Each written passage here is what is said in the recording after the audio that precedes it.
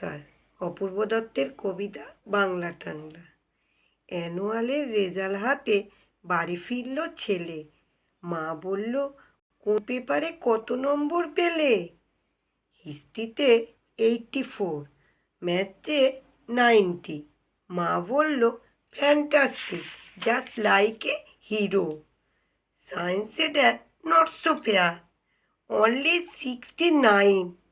ইংরেজিতে 92, all together fine. Geography পেপারেতে 100-এ 100, ডুবিয়ে দিল বেঙ্গলিটাই, ভেরি পুয়ার গেট। ছেলের মাথায় হাত রেখে মা ঠোঁট বেঁকিয়ে বলে, নেভার মাইন্ড, বেঙ্গলিটা না শিখলেও চলে।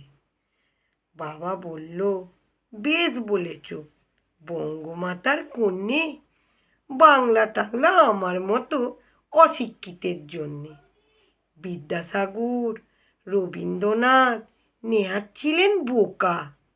না হলে কেউ শখ করে হয় বাংলা বইয়ের পোকা। মা বললেন, চুপ করো তো, ওর ফলটা কিসে? স্কুলে কেন বেঙ্গলিটা পড়ায় না ইংলিশে?